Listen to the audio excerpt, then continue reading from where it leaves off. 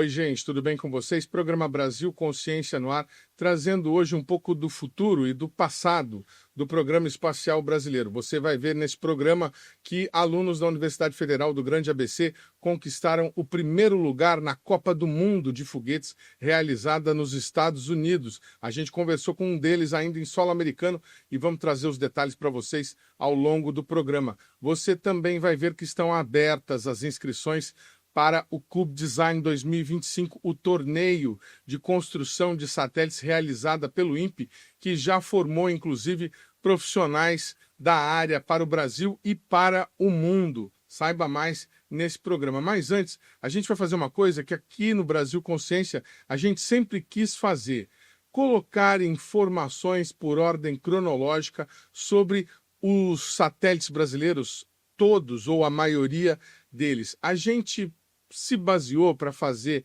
essa animação que você vai assistir daqui a pouquinho num slide feito pelo Adenilson Silva, que é o coordenador geral da engenharia aeroespacial lá do INPE. Ele apresentou essa lâmina durante a audiência pública no Senado, realizado há 2 semanas, que nós mostramos no programa passado.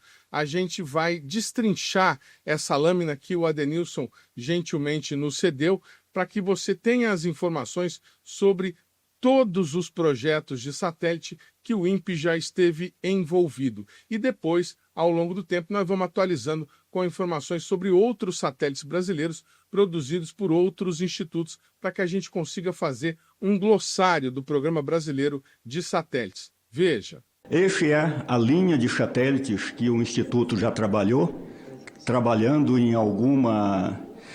de alguma forma, integração e teste. A gente pode ver que temos satélite da ordem de 10 quilos até 2 toneladas, onde a primeira atuação foi lá em 93.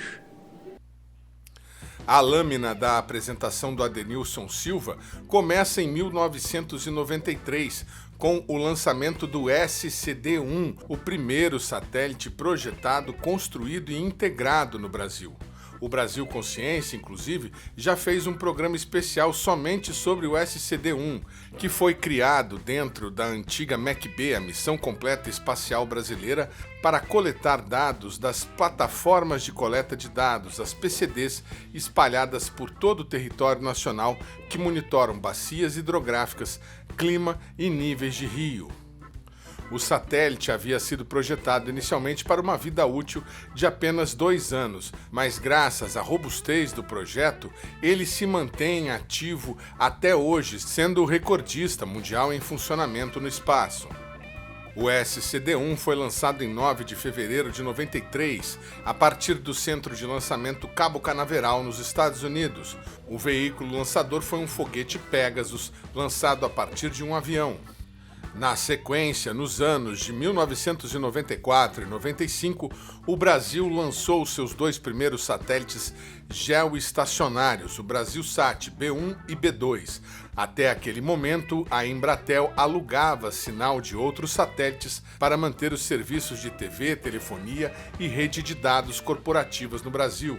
Os 2 satélites foram comprados pela Embratel, mas o INPE participou com a integração e testes no LIT.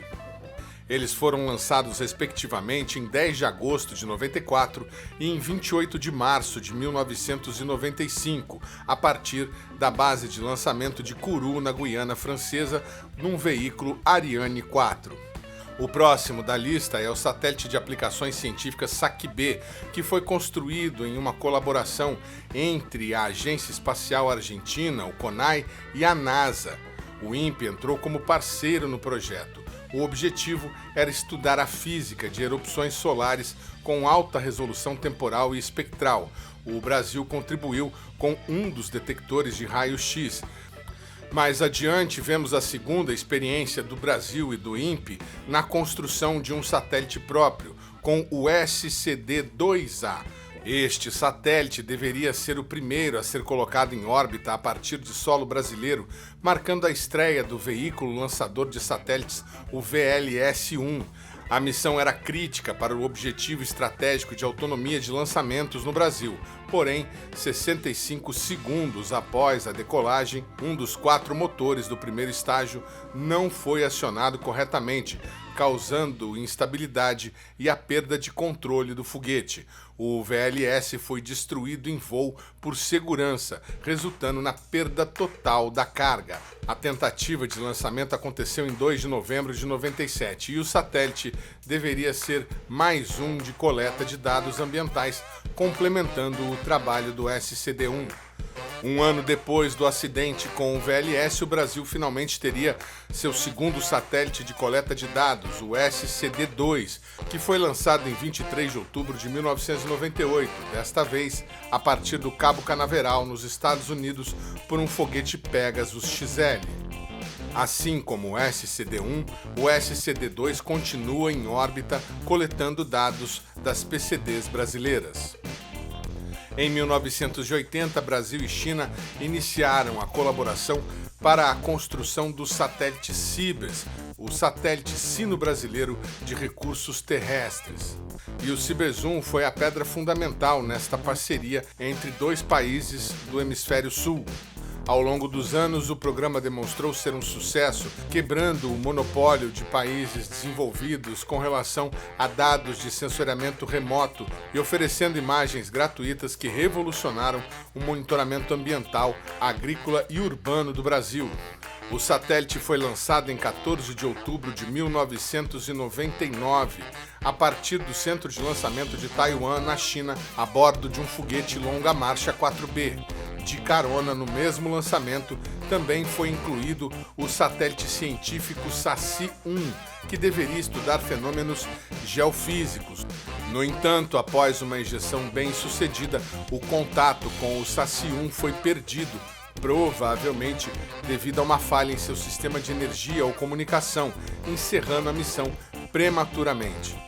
Pouco depois, em 11 de dezembro de 99, ocorreu a segunda tentativa de lançar o satélite SASSI em sua segunda versão a partir da base de Alcântara a bordo de um foguete VLS. Desta vez, porém, o foguete brasileiro apresentou falha no segundo estágio, que não foi acionado conforme esperado.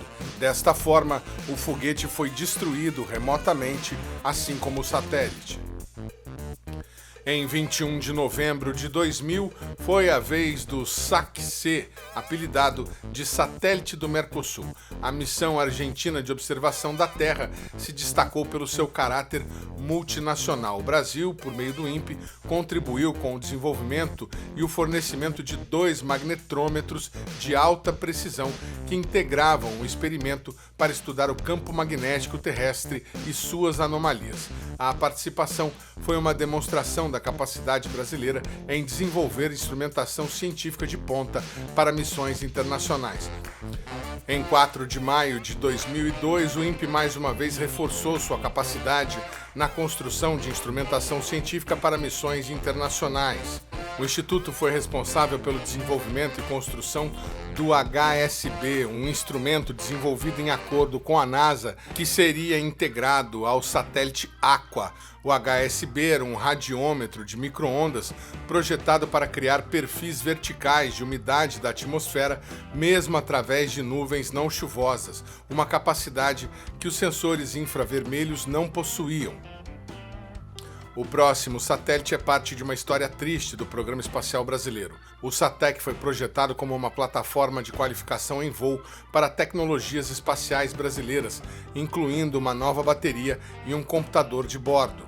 Ele estava posicionado no topo do foguete VLS, pronto para o que seria o terceiro voo de teste. Como muitos sabem, 3 dias antes da data de lançamento, em 22 de agosto de 2003, um acionamento inesperado de um dos motores do primeiro estágio causou enorme explosão, matando 21 engenheiros e técnicos.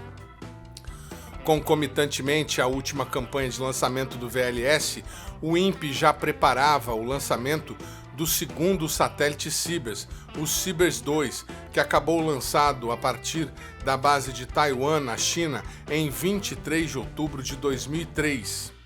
O satélite era idêntico ao Cibers 1 e garantiu a continuidade do fornecimento de imagens vitais para o Programa de Sensoriamento Remoto do Brasil. Pouco depois, para evitar uma lacuna de dados antes da chegada da nova geração de satélites Cibers, que seriam o 3 e o 4, Brasil e China decidiram criar o Cibers 2B, um satélite tampão construído com peças sobressalentes do Cibers 2, mas que teve como novidade a inclusão de uma câmera pancromática. O Cibers 2B foi lançado em 19 de nove de 2007 a partir do centro de lançamento de Taiwan, na China, e assim como o Cibers 2, foi lançado por um veículo longa marcha 4B. O próximo satélite com participação do INPE é o SAC-D Aquarius, outra colaboração internacional entre o CONAI da Argentina e a NASA dos Estados Unidos. A missão principal com o instrumento Aquarius da NASA era realizar o primeiro mapeamento global da salinidade da superfície dos oceanos, um dado-chave para entender a circulação oceânica e o clima global. A contribuição brasileira por meio do INPE foi o desenvolvimento da câmera de imageamento térmico DTC, Day and Night Thermal Camera. Essa câmera permitiu a detecção de incêndios e o monitoramento da temperatura da superfície do mar e da terra, agregando valor científico à missão e reafirmando a competência do Brasil no desenvolvimento de instrumentação científica. O próximo satélite da lista, o Cibers 3, foi o único da cooperação Brasil e China a ter problemas. O satélite foi equipado com sensores e subsistemas considerados muito superiores aos antecessores. No entanto, durante o lançamento, o foguete chinês Longa Marcha 4B, que até então era extremamente confiável, sofreu uma anomalia em seu terceiro e último estágio. O motor desligou prematuramente, fazendo com que o conjunto não atingisse a velocidade orbital necessária. O satélite, perfeitamente funcional, reentrou na atmosfera e se desintegrou. A tentativa de lançamento aconteceu em 9 de dezembro de 2013, a partir da base de lançamento de Taiwan, na China. Os próximos 5 satélites que vamos mostrar da lâmina, que democratizaram o acesso ao espaço para universidades e outras entidades de pesquisa. O primeiro deles é o NanoSat CBR-1, liderado pelo INPE e pela Universidade Federal de Santa Maria. O sucesso abriu caminho para missões mais completas dessa classe de satélites. O próximo da lista é o ASP-14, um projeto do ITA que teve apoio do INPE e tinha fins educacionais. E, infelizmente, o satélite não estabeleceu comunicação após o lançamento e se perdeu sem uso. O satélite seguinte foi o Serpens. Coordenado pela Agência Espacial Brasileira, o projeto envolveu um consórcio de universidades, demonstrando um modelo de desenvolvimento colaborativo para a coleta de dados. O projeto também teve a participação do INPE com a integração e testes, além do desenvolvimento de alguns componentes.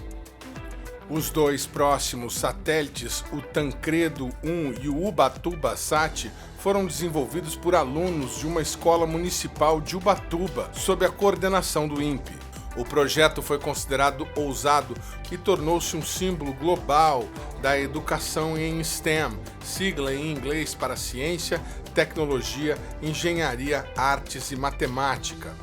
Os próximos satélites da relação, o ArtSat-1 e o SANCOM-1A, são mais exemplos da participação do INPE em satélites construídos pela Argentina. Em ambos os casos, o INPE não construiu os satélites ou alguns de seus subsistemas, mas participou realizando testes com o Laboratório de Integração e Testes, o LITE. Agora nós voltamos ao programa Cibers. Após o problema com o foguete longa marcha que destruiu o Cibers 3, o Instituto construiu em tempo recorde um novo satélite, o Cibers 4, que foi lançado em 7 de 12 de 2014. O Cibers 4 carregava as mesmas câmeras do seu antecessor e foi um sucesso absoluto, garantindo a continuidade do programa. Ele ainda está voando, fornecendo imagens ao Brasil. Em 20 de 12 de 2019, o Brasil deu um passo adiante na colaboração, ampliando a participação no projeto de 30% para 50% no desenvolvimento do Cibers 4A. O Brasil Consciência acompanhou grande parte da construção deste último satélite, inclusive a campanha de envio do material para a China, de onde ele foi integrado e lançado. Um dos últimos itens da lista é também um dos mais importantes. O satélite Amazônia 1 é o primeiro satélite de observação da Terra completamente projetado, integrado, testado e operado pelo Brasil. Ele inaugurou o uso da plataforma multimissão, a PMM, uma base de satélite versátil e padronizada desenvolvida pelo INPE, que pode ser usada em vários outros satélites, como por exemplo no Amazônia 1B, que está em montagem nesse momento. Seu lançamento aconteceu em 28 de fevereiro de 2021, a partir da base de lançamento do Space Center na Índia, e colocou o Brasil no seleto grupo de países que dominam o ciclo completo de desenvolvimento de satélites complexos. O último da lista é o NanoSat-C BR-2. Ele carregava um magnetrômetro para estudar a anomalia magnética do Atlântico Sul e um experimento para analisar o comportamento da ionosfera sobre o Brasil. A construção foi feita pelo INPE em parceria com a Universidade Federal de Santa Maria. O programa Brasil Consciência vai para um rápido intervalo e, na sequência, você fica por dentro de como foi a vitória dos brasileiros na Copa do Mundo de Foguetes nos Estados Unidos. Um instante só, não saia daí.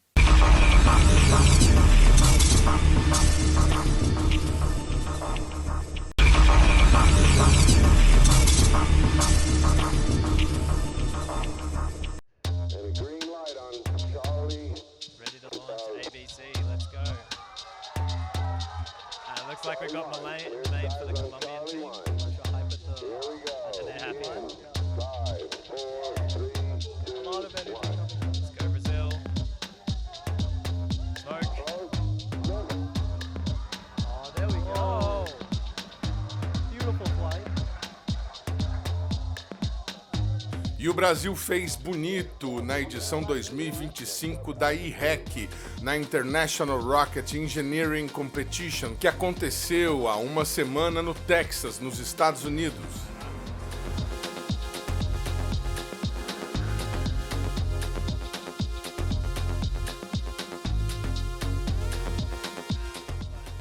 A equipe brasileira, formada por alunos da Universidade Federal do Grande ABC, conquistou o primeiro lugar com o foguete Ara-C.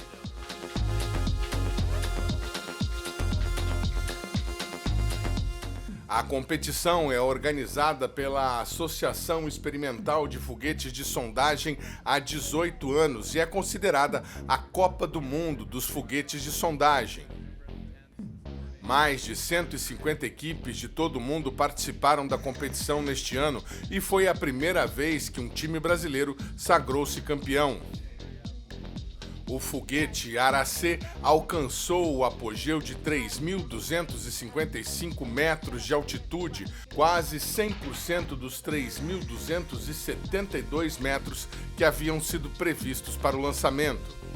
A premiação para os alunos da Universidade Federal do Grande ABC aconteceu em uma das principais categorias do torneio, mas eles não foram os únicos brasileiros premiados.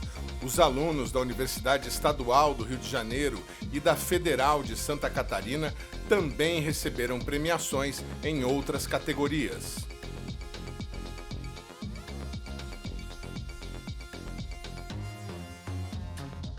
Muito bem, amigo do programa Brasil Consciência, a gente fala agora sobre o título inédito conquistado por uma equipe brasileira de estudantes, a Copa do Mundo dos Foguetes, a equipe lá da Universidade Federal do Grande ABC, a UFABC Rocket Designer, conquistou o título lá nos Estados Unidos na semana passada, conforme nós mostramos para vocês aí no vídeo. E nesse momento a gente vai conversar com o Lucas Alvarez, que está falando com a gente lá dos Estados Unidos, inclusive, ainda no clima da premiação, sobre essa conquista. Boa tarde, Lucas. Obrigado por você ter aceitado o nosso convite. Parabéns pela conquista. E conta para a gente como é que foi, como é que vocês conseguiram conquistar esse título, como é que foi o desenvolvimento desse projeto. Muito obrigado pelo convite. A gente agradece por poder ter toda essa visualização no projeto que a gente faz. O nosso trabalho começou em 2023. A gente participou de uma competição nacional, que é a Latin American Space Challenge, que foi no interior de São Paulo. A gente tinha lançado um foguete menor, que era para 1 quilômetro de apogeu, então ele chegou a mais ou menos uns 800 metros. E a partir dali a gente continuou o desenvolvimento, que seria a próxima categoria, que era para 3 quilômetros, que foi o que a gente voou na competição. O desenvolvimento começou assim, a manufatura em si começou esse ano. No ano passado a gente teve alguns problemas, então ela ficou muito mais na parte teórica. A gente fez todas as simulações, a gente fez algumas partes de testes do motor, mas a manufatura em si do projeto começou esse ano. A gente fez todas as peças, fez as fuselagens, as empenas, a eletrônica, um motor novo que depois dos testes ele passou nos testes e seguiu as medidas da competição. Então foi um projeto aí de mais ou menos, vai completar aí quase 2 anos, que a gente vai pretender seguir depois de ter ganhado a competição para outra competição nacional que vai ter no final do ano. Muito bacana. O projeto foi desenvolvido para essas duas competições, né? A dos Estados Unidos e essa que vocês vão disputar agora, que é uma competição sul-americana. Isso, a ideia original era a gente ter voado com ele ano passado na competição nacional, que ela estava prevista para ocorrer em novembro, mas ela acabou sendo adiada por causa na época que estava tendo muitas queimadas no interior de São Paulo e a gente usava o terreno de uma fazenda, então tinha uma preocupação de algum perigo por causa disso. E aí, como a competição não ocorreu, a gente seguiu com o projeto e lançou diretamente agora. Né? O primeiro voo dele foi agora nos Estados Unidos, inclusive, e a gente planeja seguir com ele para a competição, que agora, em teoria, vai correr em novembro, no final desse ano. A equipe de vocês é formada por engenheiros de todas as áreas lá da UFABC. Conta um pouco do perfil do pessoal para a gente, por favor. Então, a gente tem gente de diversas áreas, sim. Eu, inclusive, apesar de ser capitão da equipe, não sou da aeroespacial, eu sou de automação e robótica. Até entrei na equipe pela parte de eletrônica e fui me desenvolvendo lá dentro. Mas uma das coisas que a gente preza muito quando a gente faz processo seletivo anualmente é que não precisa ser necessariamente da aeroespacial. A faculdade tem curso de biomédica, tem curso de gestão, de automação, de informação, de aeroespacial. Então, assim, a gente preza muito mais para uma pessoa que tem interesse em se desenvolver e participar do projeto do que o curso em si. Óbvio que quem faz o curso consegue aplicar muito mais. O pessoal fala que geralmente entra na equipe no primeiro ano, ainda não está fazendo matérias mais específicas, e aí quando começa a ver algumas coisas da parte real do curso, já fala, tipo, eu tive a base disso, eu tive uma pesquisa nisso, eu conversei com alguns amigos, eu vejo gente da equipe na minha turma, então a gente tem um perfil bem variado. Legal, a competição foi realizada entre 9 e 14 de junho lá no Texas, nos Estados Unidos. E fazem parte da equipe da Universidade do Grande ABC mais de 120 alunos. Quantos foram aí para os Estados Unidos? A gente foi com um grupo de 25. 25 pessoas. Estamos colocando nesse momento na tela os momentos aí da premiação, quando eles receberam o prêmio. E como é que foi lá para vocês saber que vocês ganharam? Vocês tinham a expectativa de ganhar a competição? Olha, depois que.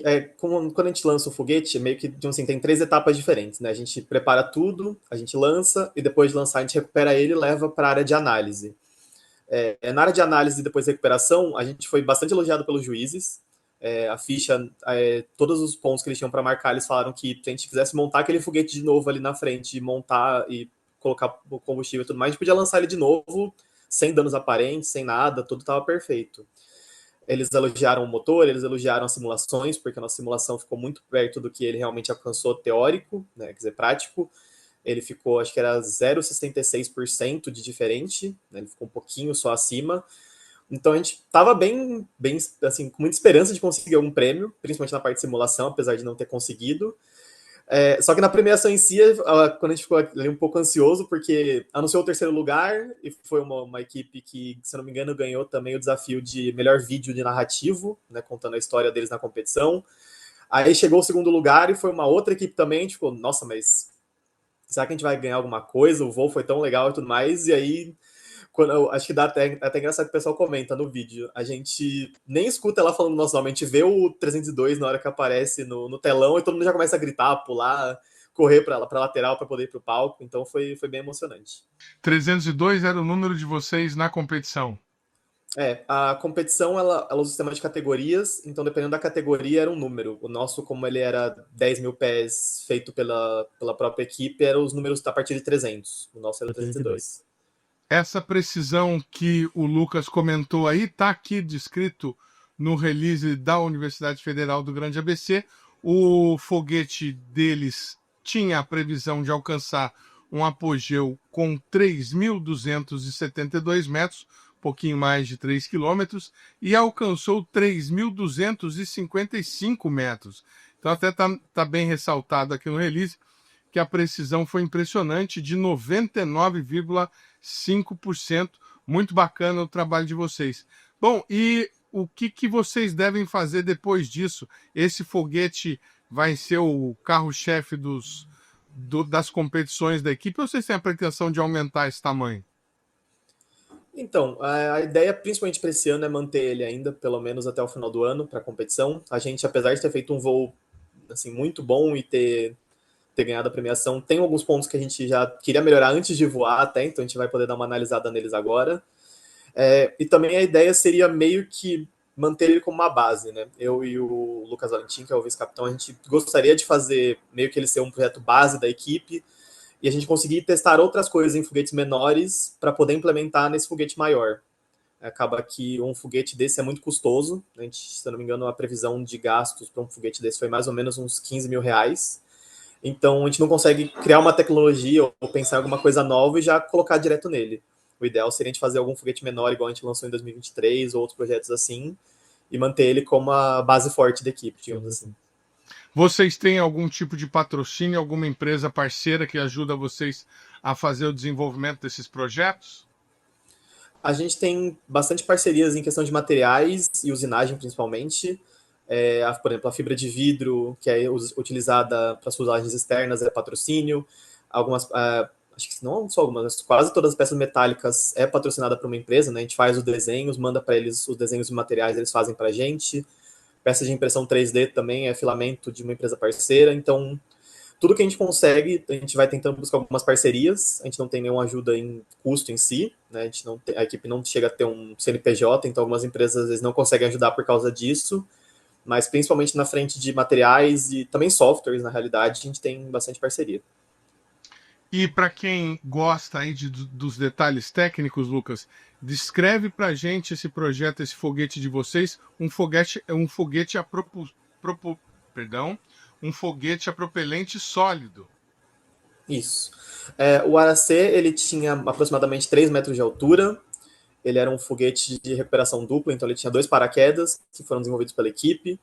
Os paraquedas eles são acionados pelo sistema eletrônico, utilizando carga de pólvora. Então, um deles acionava diretamente após o apogeu. O sistema ele tem um microcontrolador para poder ir anotando a altitude com alguns sensores, e o outro acionava mais ou menos em 450 metros antes dele tocar no solo. São questões de competição, porque aí ele tem uma velocidade de queda específica, que é calculada.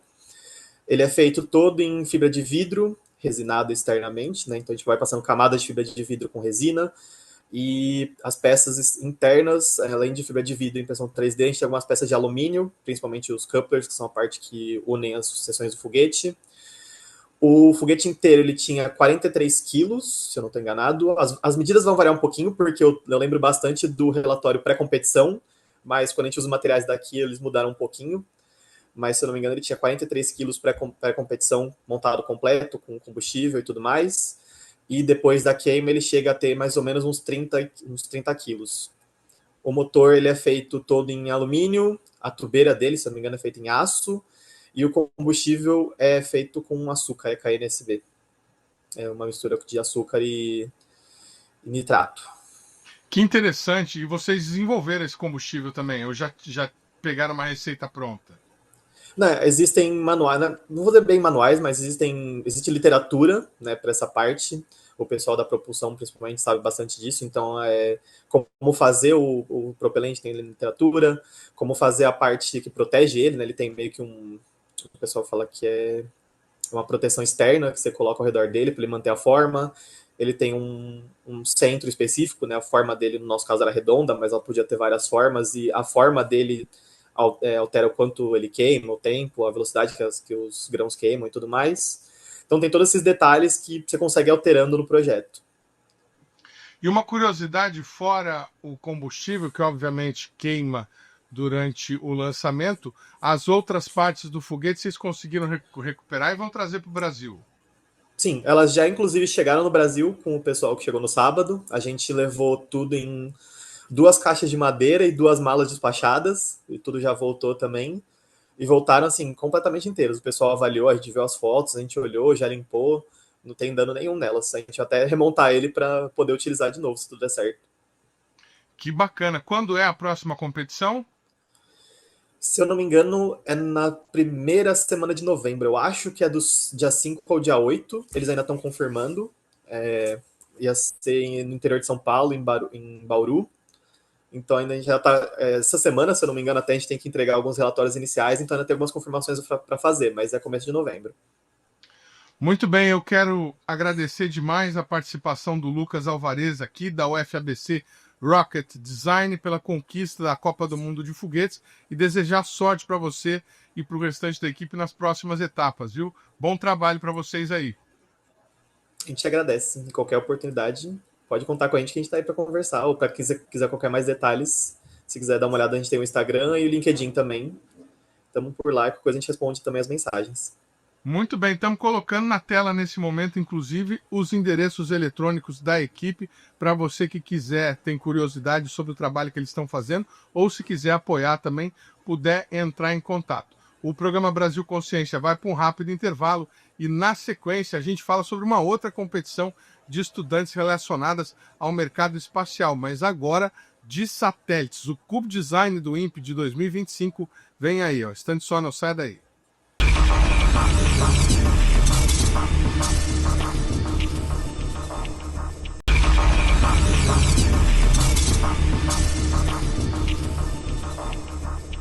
Terceiro bloco, o programa Brasil Consciência de volta, e a gente fala agora sobre o Cube Design, a competição de construção de satélites do INPE, que se tornou uma referência para a América Latina.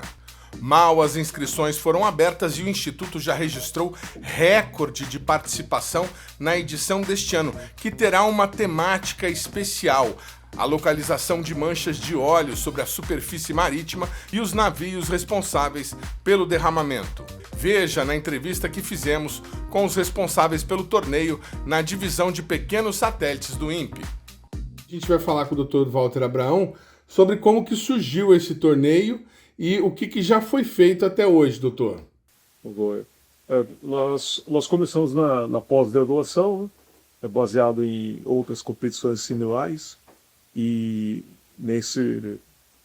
nessa competição, basicamente a motivação é que a gente diminua a distância entre a área espacial e a própria sociedade. Então a gente propôs uma competição em CubeSats, com basicamente essa primeira categoria, depois uma outra categoria em CanSats e uma terceira categoria em mockups, que é para a criançada começar a fazer os CubeSats em papelão, e todas elas com provas, né, de uma prepetição, né? No caso do CubeSat, a gente tem o site do INPE, né? Ele está com as inscrições abertas tanto para a categoria de CubeSat quanto CanSat, né?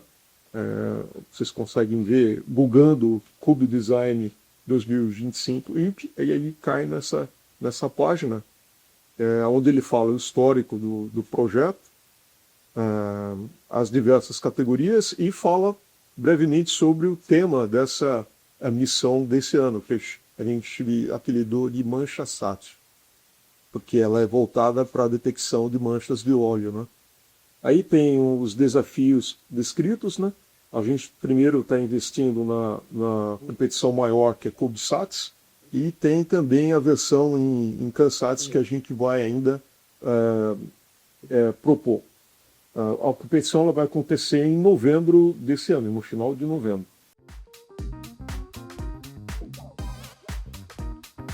Legal, só para fazer um glossário, o Lázaro pode ajudar. CubeSat, CANSAT e o outro qual é?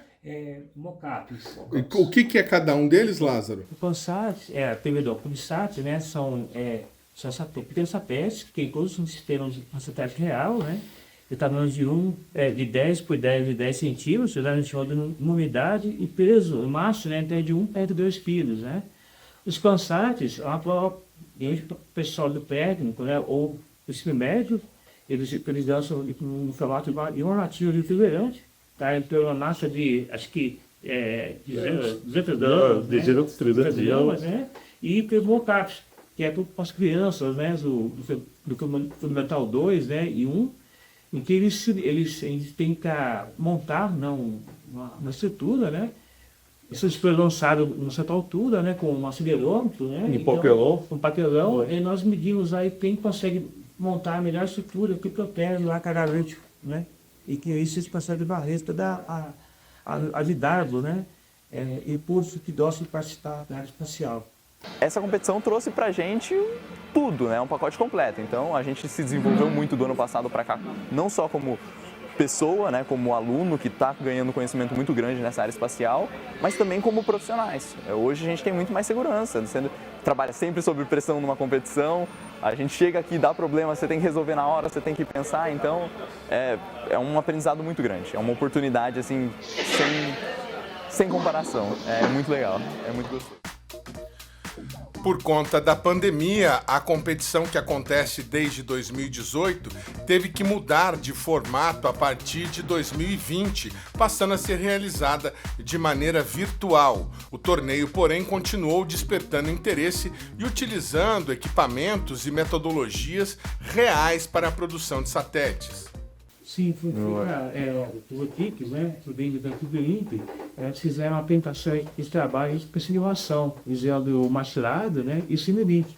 Então, simularam diversos sistemas nas altas. E levantaram, tendo critério, né, de classificação, né, para fazer uma simulação dos trabalhos, né, eles apresentaram uma série de relatórios também, e com isso nós pudemos realizar de forma virtual até ano passado. Sim. Tem um atrasado, verdade. Até o ano retrasado. E é interessante que ela contribui também, porque num dos ciclos de engenharia, você monta maquetes virtuais dos seus projetos antes de fazê-los fisicamente. Faz parte do métier, então, essa fase eletrônica, vamos dizer assim, do projeto. Você simula todo o seu sistema, checa os seus requisitos e toca em frente, né? Esse eu tenho que atualizar essa lista de engenharia ou não utilizando, né? Tem um Simulink, Machirado. Exato. Bem interessante. E vocês acreditam que esses torneios todos presenciais e virtuais ajudaram a consolidar o CubeDesign como uma competição sul-americana de satélites importante, relevante no hemisfério? Com certeza. Isso daí faz uma diferença incrível.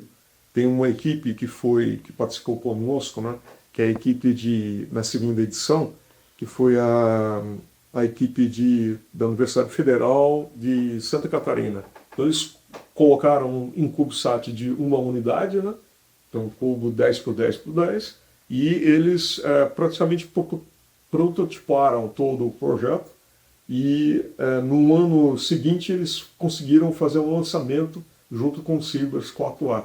Na China. E hoje eles têm um outro CubeSat com 2 U's, que vai ser o primeiro satélite da constelação Goals. Então, quer dizer, a partir do CubeDesign surgiram 2 satélites reais, de fato, para o Brasil. Exato. Imagino que esse primeiro que foi lançado com o Sirius 4 já não está mais voando, né? Não, ele já entrou. Tá, legal. O senhor lembra o nome dele? Ele era o FloripaSat. O FloripaSat foi desenvolvido o primórdio dele foi o protótipo, foi que eles enviaram para uma competição aqui no CubeDesign. E eles venceram a competição, não? Na época, acho que eles pegaram 3º lugar, né? Acho que foi 3º lugar, quem quiser lembrar o histórico.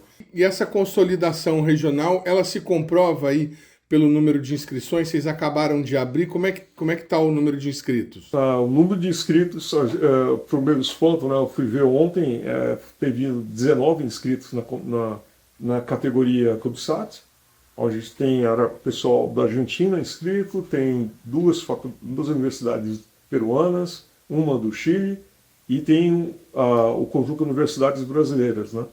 E a gente vai ter que fazer uma filtragem com o número de competidores também alto. 19 é muito? É mais do que os outros anos? É bem maior, bem maior. Contando que é presencial, né? Então a gente vai ter todos esses grupos aqui na Indy. E aí a logística vai ter que ser bem mais preparada. E o prazo de inscrição vai até quando?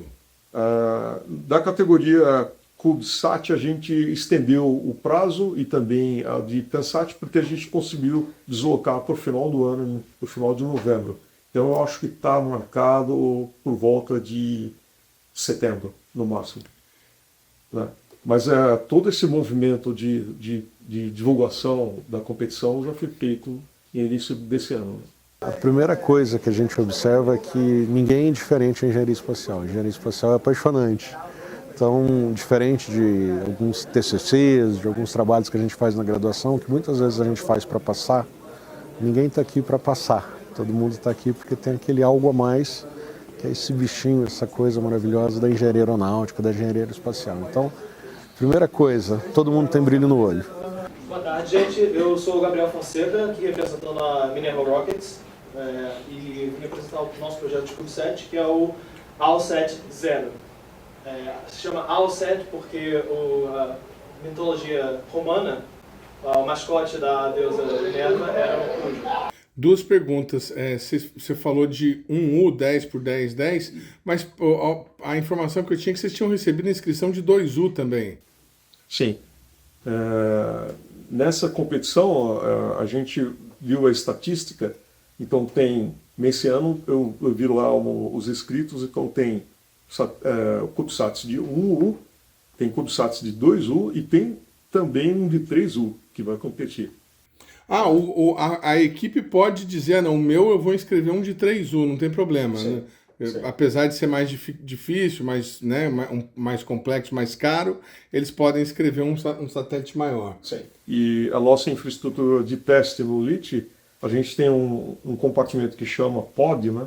Onde ele aceita os CubeSats e o máximo é 3U. Então, felizmente, é bom que não apareça um 4U, porque não poderia ser atendido. Né? Mocap, como é que está a inscrição para o Mocap? A inscrição do Mocap a gente ainda não abriu. Porque okay. Nós estamos dando maior preferência para a competição, por enquanto, que é de maior complexidade, que ela demanda maior tempo. O Mocap a gente vai anunciar mais próximo do final. Né? Aí seria direcionado às redes de ensino locais, aí o pessoal daqui, porque não dá para fazer uma logística tão distante assim com crianças, é mais complicado, imagino eu. Tá. O que vai ter no Cube Design desse ano? Então, o tema do Cube Design desse ano é detecção de falhas, de manchas em óleo, né? E aqui tem um cenário que o Lázaro vai poder explicar mais ou menos como funciona o cenário. São embarcações, as embarcações elas têm um sinal identificador, e o Halik, que é o estagiário nosso, ele é de Benin e ele está terminando o grau na Unipampa, no Sul. E ele está trabalhando na geração dos sinais de AIS. Mas vamos tentar explicar para as pessoas que estão em casa o que é isso aí. A gente está vendo,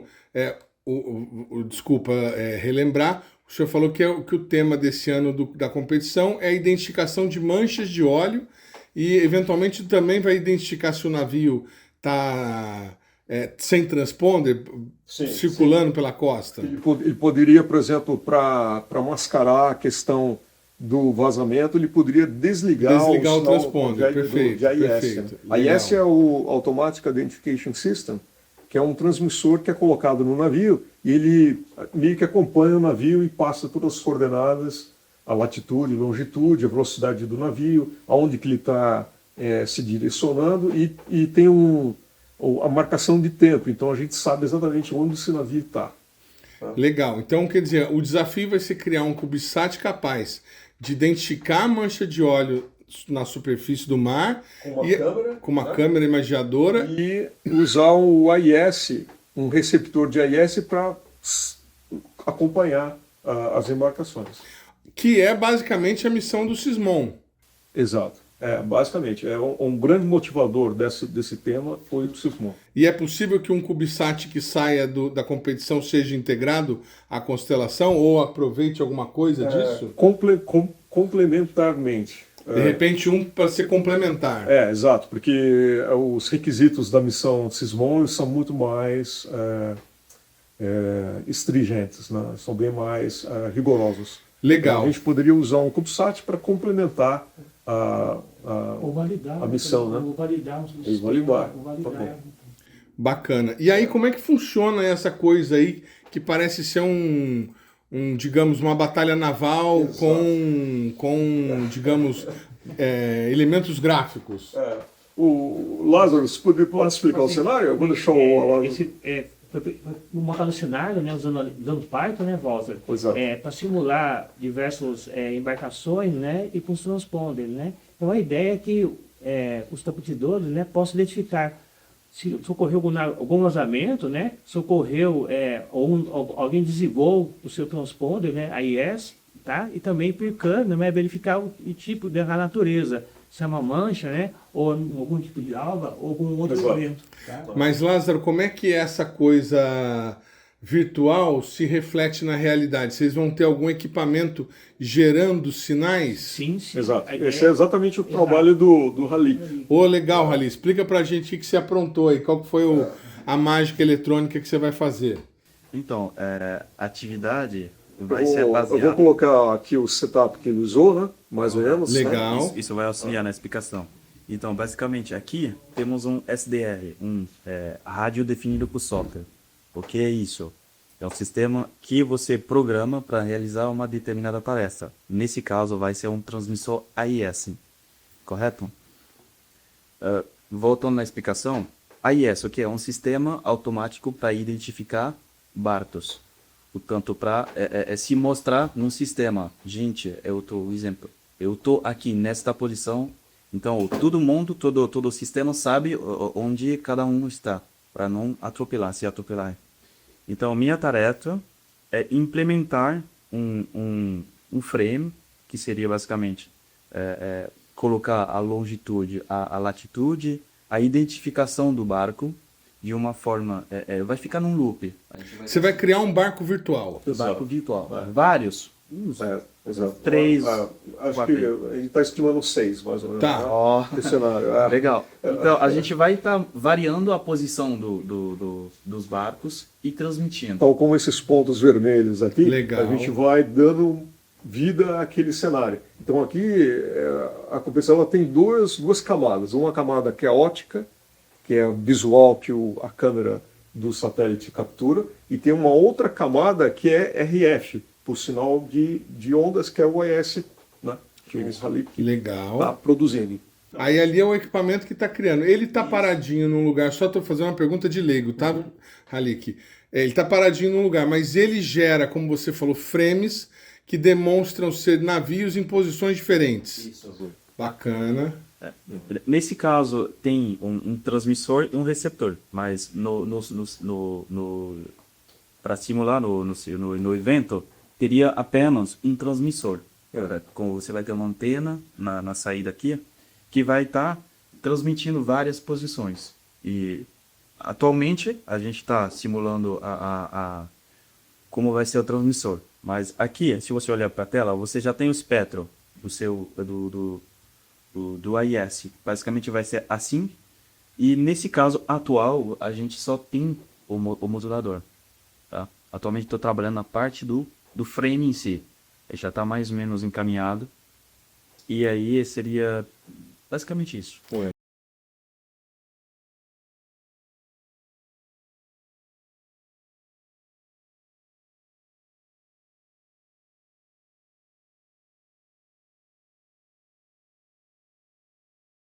Aqui a gente trabalha no conceito de Data Fusion, uma fusão de sensores. Então tem dois sensores, um sensor câmera, que ele pega a parte óptica, né?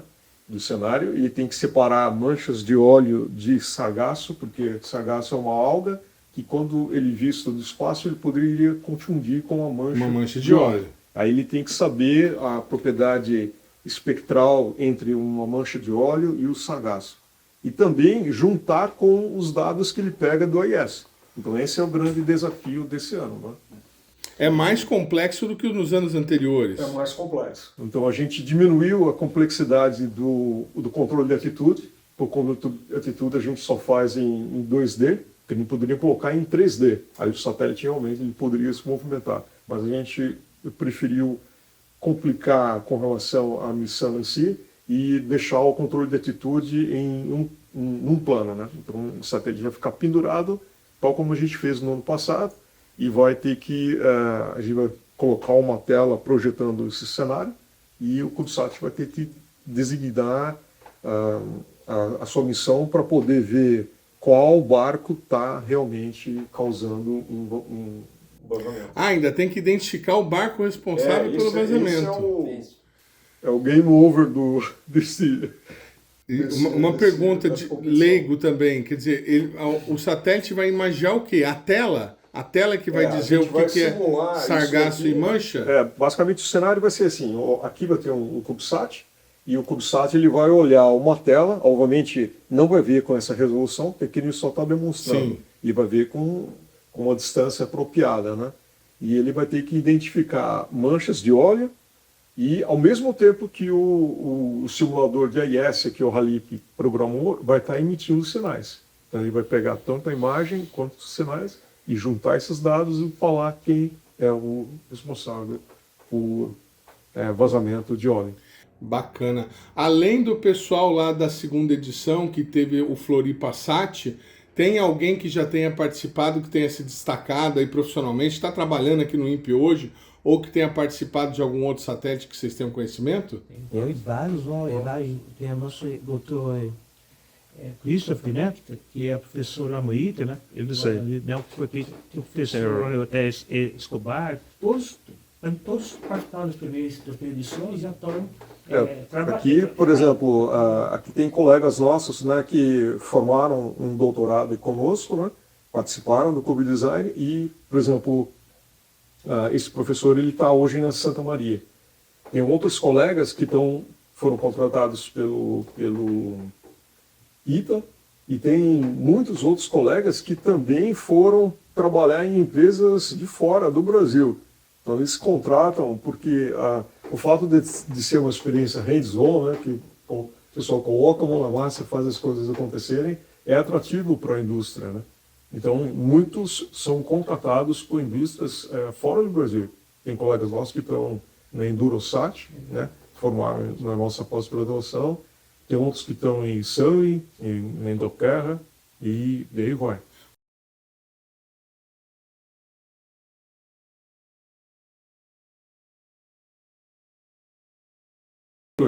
Então, eles apresentam, né, documentos, né, tem uma série de documentos específicos, igual a missão real, né, então isso é todas as fases de análise, a ESA, o CEL, né, a fase A, a fase de start, né, então eles têm que fazer uma série de documentos. Passando por essa fase, eles passam por uma revisão com uma banca, né, depois eles teriam feito os testes ambientais no LIT. Se passar, daí sim é a parte de análise da pedra útil, né, que é a OIS. Por isso é feita, né, a somatória da pontuação, né, e a colocação. Legal. E quem ganha algum prêmio, algum reconhecimento, alguma certificação? Então, vocês conseguiram algum patrocínio nisso, não? Nós, por enquanto, não temos. O que a gente faz, nós temos medalhas que são entregues, né, porque o grande mérito da competição é o fato dele conseguir gerar um produto, né? Então, o próprio primeiro lugar, segundo, terceiro lugar e também os destaques que a gente distribui já valem a pena. A qualificação também do LIT já vamos supor, caso a AIB faça um edital, né, de missões. Quem passar por isso, né, pelo design, tem grande chance de conseguir depois patrocínio ou ganhar uma concorrência na AIB, por exemplo, ou outras agências internacionais. Ou a Luosa, nem o outro.